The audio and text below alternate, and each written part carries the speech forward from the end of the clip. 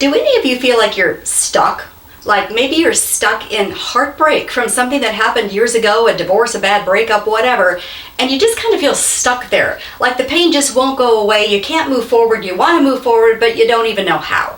Or maybe for you, you're stuck in grief. You lost a loved one. I did. And that could just tip your world upside down. You don't know how you're going to move forward with any kind of hope. Or for you, let's be honest, a lot of us are stuck in toxic resentment. Someone did something, could have been your dad from 30 years ago, or your coworker or whatever, your spouse, and you have this deep resentment that is turning you into a sour-faced person, and you want to be free of it, but you just don't know how to overcome that toxic resentment and bitterness. Or maybe for you, you're stuck in, toxic insecurity or dysfunctional patterns, and you want to break free, but you just don't know how. Well, this message is hopeful and instructive for you.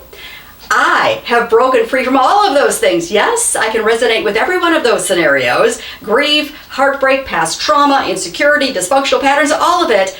And the good news is that God showed me a way to break free, to find that elusive thing called hope and joy and soul deep peace. And if He can do it for me, I know He can do it for you. Here's a little word that God whispered to me when I was deep in grief. He whispered this word to my heart: pivot. It was like He was showing me, you can stay stuck here. You can. I will let you.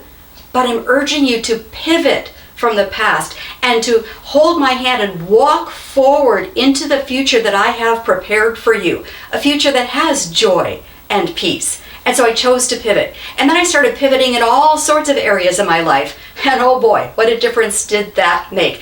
It reminds me of the key Bible verse, Isaiah 43 verses 18 and 19, where God says, "Forget the former things. Do not dwell on the past. See, I am doing a new thing. Now it springs forth. Do you not perceive it?" Wow, what an instructional verse.